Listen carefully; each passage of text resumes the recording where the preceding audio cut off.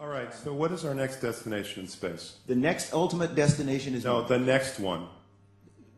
Congressman, the next destination, as I said before, is the International Space Station. And All we've right, got let's to do that not one be more time. trite then. What is the one after that? It's Mars. So there's nothing in between as far as you're concerned. But there are intermediate stops What are on the way they? there. What's the next one? The moon is a destination. Lagrange points are destinations. Which one is next? You mean where do we go immediately next? Is that the question? That's what next means. Maybe that's why people say NASA stands for never a straight answer.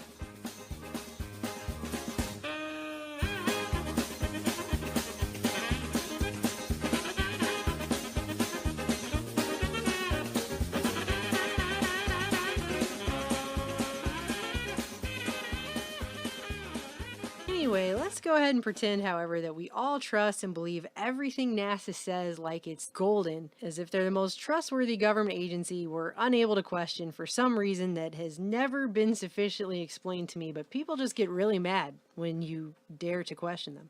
Here are two of the most hilarious things I've ever heard come out of NASA, and by hilarious, I actually mean stupid. Mind-rapingly stupid.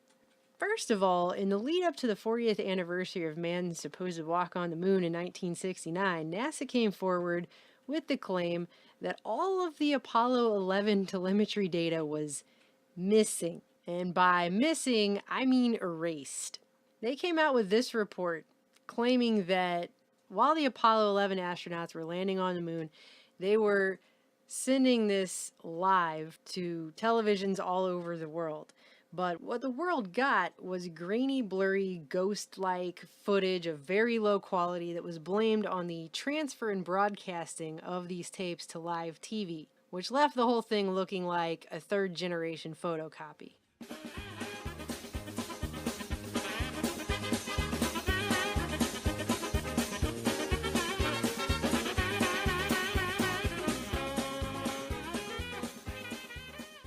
Very poor quality, but they claimed that at NASA's tracking stations in California and Australia, the engineers there were receiving clear, crisp video on special television monitors capable of displaying their unconventional special videos.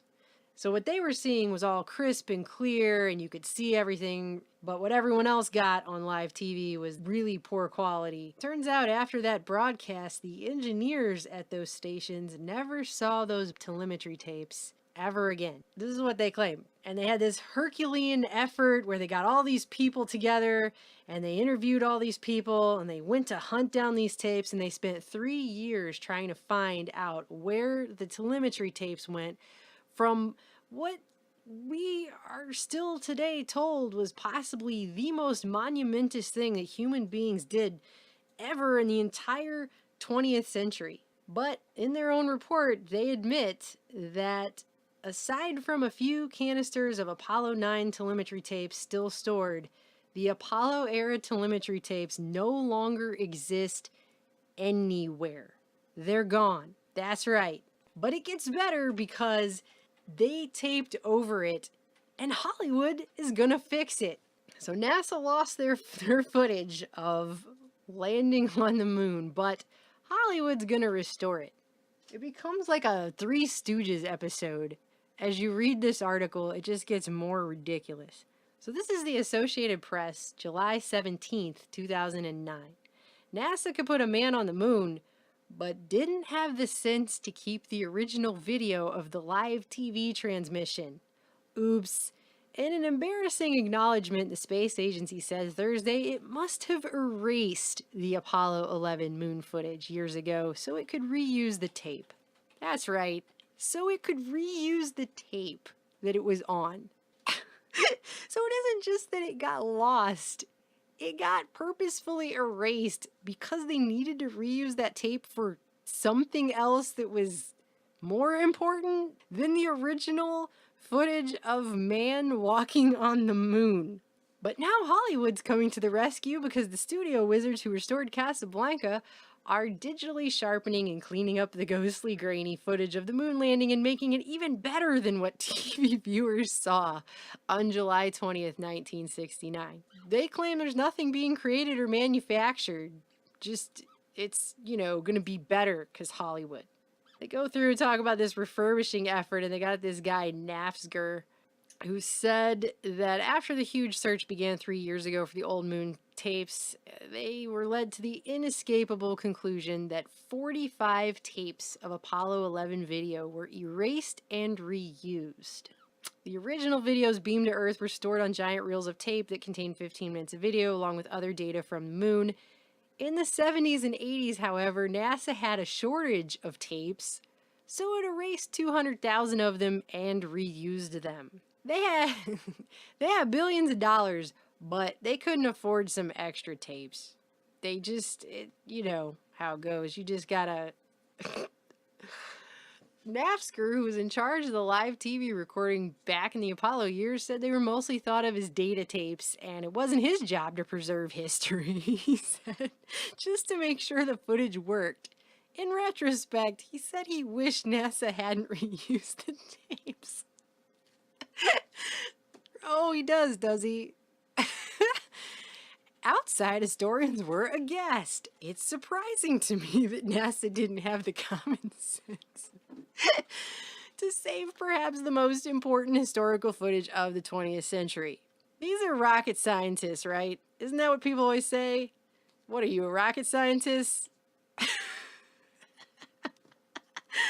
Mind-boggling. The tapes just disappeared. It didn't disappear. It was erased. It was purposefully erased. So now the people who are doing Casablanca, they're going to redo it. So anything that anyone sees will be the Hollywood magical digitally remastered version, which I'm sure we can all trust just as much as we can trust Dick Nafzger and NASA about what happened to those original telemetry tapes. That's first of all.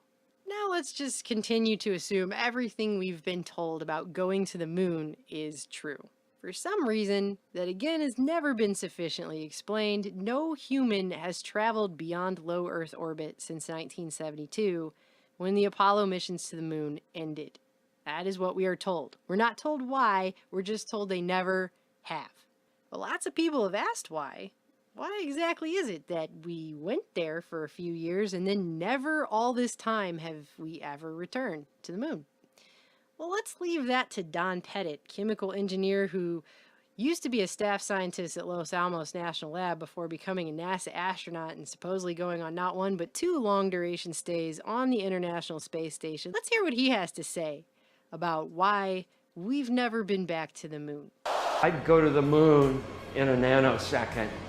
The problem is we don't have the technology to do that anymore. We used to, but we destroyed that technology, and it's a painful process to build it back again.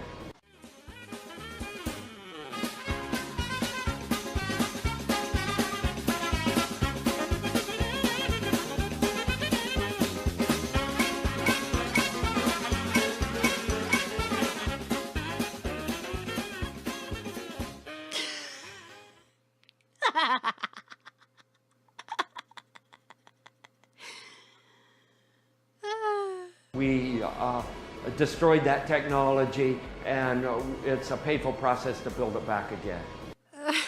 So, in case you were wondering why it is that we've never gone back to the moon, apparently the technology that they spent billions of dollars building to get there was destroyed for reasons that were, again, not explained.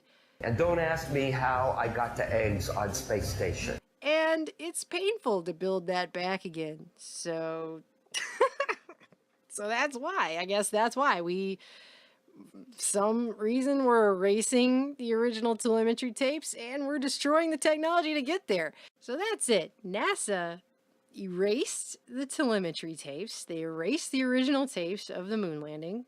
There are no tapes. They admit in their final report, the Apollo era telemetry tapes no longer exist anywhere whatsoever, gone forever, and for completely unexplained reasons that again will probably never be explained, just like nothing ever is. They destroyed the technology to get to the moon, and they're gonna have to build that again.